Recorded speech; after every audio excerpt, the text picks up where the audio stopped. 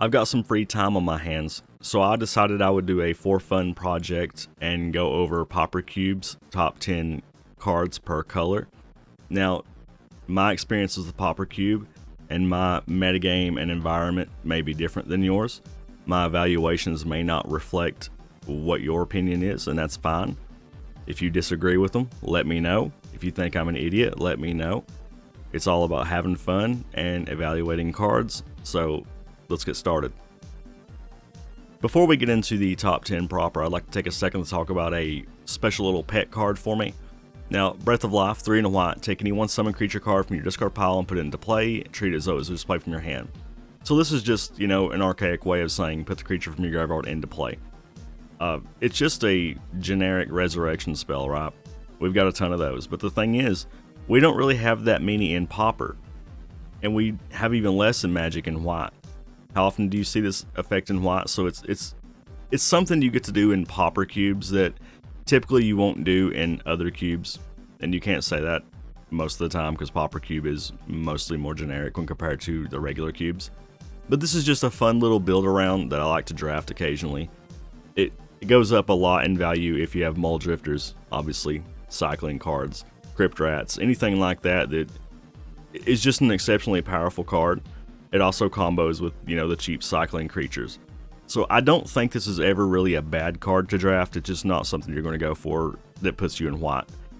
Starting the list off properly here, we have Soltari Visionary, originally from Exodus. 1 white, 2/2, Shadow. The Soltari Visionary damages any player, destroy target enchantment that player controls. Now, in and of itself, a 3/3, 2/2 that essentially cannot block or be blocked. That bears respect in a lot of formats. In Pauper, you have access to Volshock, Morningstar, Bone Splitter, whatever, a lot of things like that to make this a respectable clock that's hard to deal with. Now, the second ability is really what puts it on the list because we have a lot of efficient creatures in Pauper Cube. Destroying any enchantment every time this creature deals damage is a huge deal. It just takes just a second to think of all of the targets. We have pacifism effects, Utopia Sprawl, creature enchantments like Elephant Guide. There's a lot of things this card hits essentially for free. 3 mana 2/2 evasive cards, that's fine, fair rate for Pauper Cube. But tacking on free disenchants of very relevant cards, there are a lot of powerful enchantments in Pauper. Not to mention Pestilence, one of the best cards in Pauper. If you have this down before they play Pestilence, if they can't remove it, they're not playing Pestilence. At number 9, we have Totem Guide Heartbeast from Rise of the Eldrazi. 4 white, 2/5. When Totem Guide enters the battlefield, you may search your library for an aura card, reveal it, and put it in your hand and shuffle your library. This card has enough stats to block most creatures and survive, or at least, take a burn spell to the face. But that's not what we're here to talk about. We're here to talk about how you can search up your removal. You can search up an Armadillo Cloak if you want to go on the offensive. You can splash this for the Hexproof Aura deck. It's just great stats. Like, you want to play this in a combo-centric Hexproof deck. You want to play this in a control deck because it draws you removal and draws you a card, essentially. If you get to 5 mana and you're a slower deck, this is a very, very good card. Now, you're not going to want it for aggressive decks, obviously, but it slots in pretty much everything else. At number 8, we have Core Skyfisher from the original Zendikar. 1 and white, 2/3, flying. When Core Skyfisher enters the battlefield, return a permanent you control to its owner's hand. Now, on the surface, this is an aggressively costed evasive beater. You could just play this on turn 2 and return a land at worst case scenario, which that's not really what you want to do. The stats are great, but you can use the drawback to get a lot of value out of your cards. Like, simply, it's a bad blink at worst.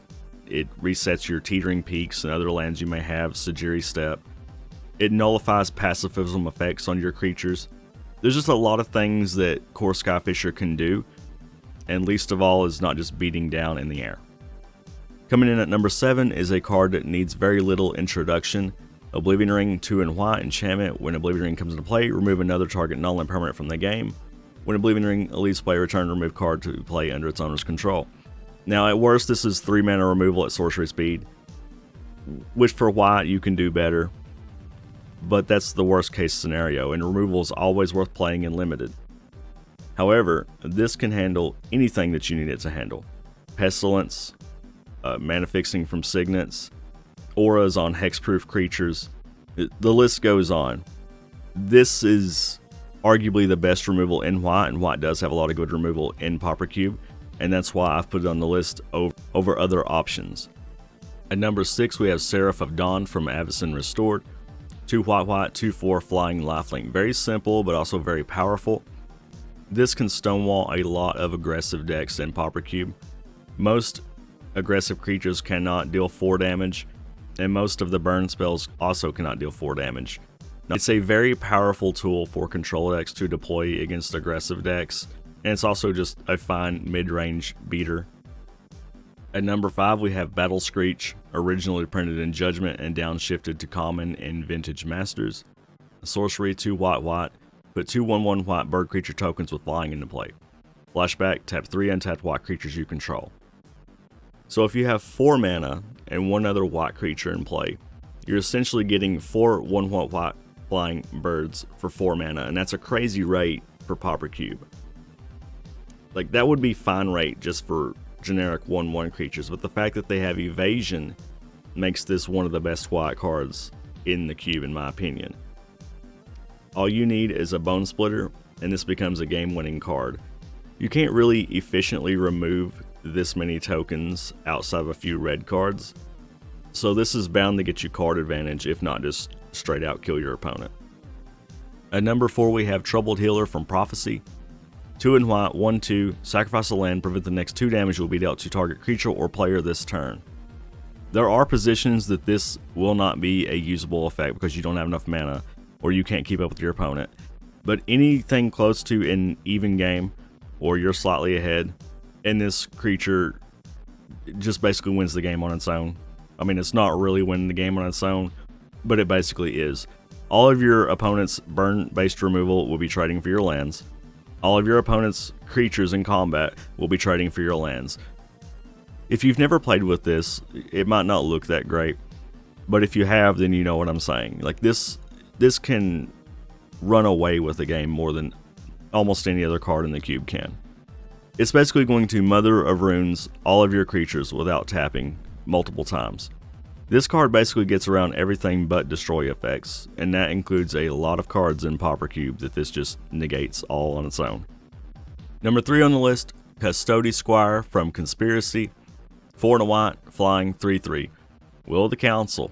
Now here's where we get spicy. When Custody Squire enters the battlefield, starting with you, each player votes for an artifact, creature, or enchantment card in your graveyard. Return each card with the most votes, or tied for the most votes, to your hand.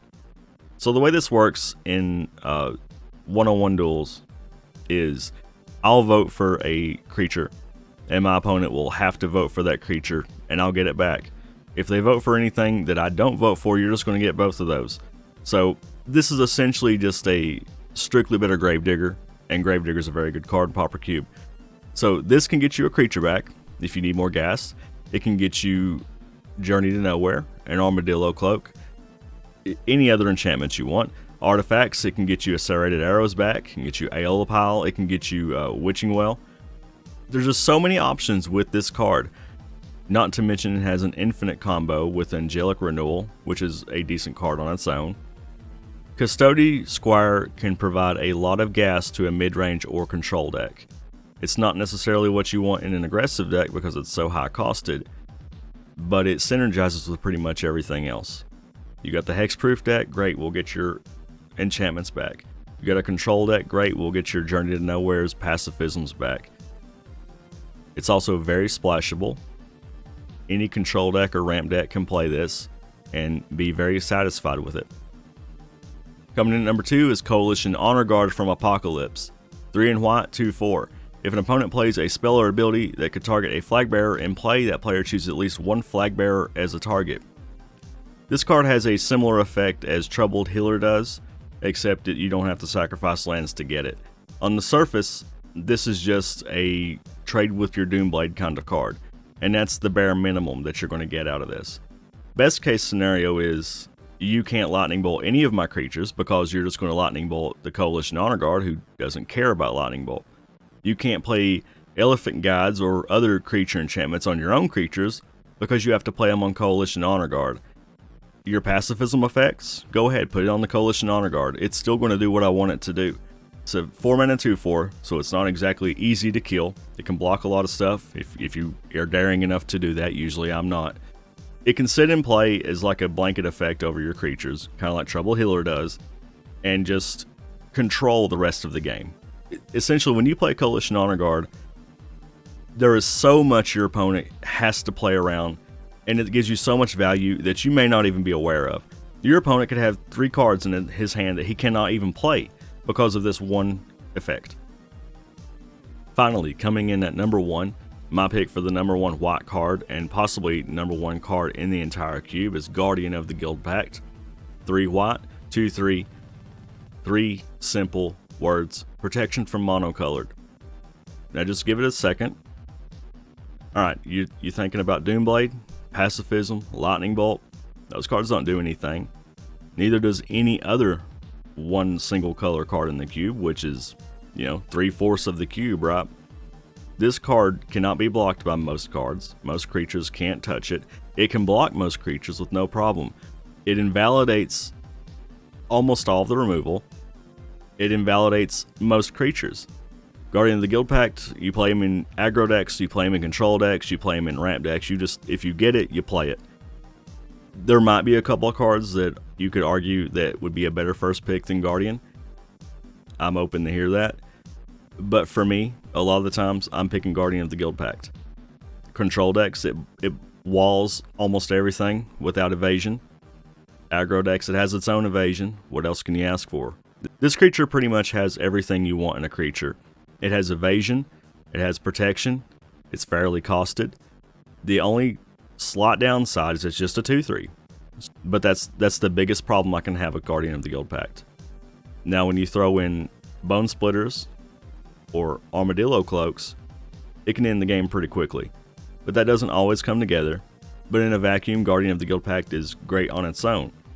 If you're going to include Guardian in your Pauper Cube, I would recommend upping the amount of multicolored removal and bigger multicolored creatures that can kill this. If you're going to have a multicolored section that's very restricted, like most cube owners do, you want to make sure that you have plenty of effects that can deal with Guardian of the Guild Pact. Otherwise, your players are not going to have a good time. This card, if you're playing it in your cube, you basically have to metagame around it to a degree. No one wants to just get attacked for 10 times in a row and die because their literal entire deck cannot handle this. Nobody wants to be stonewalled by one card. You have to keep this card in mind when you are constructing your cube. Myself, I play a larger artifact colorless section and a larger multicolored section than most people, partially because of this card.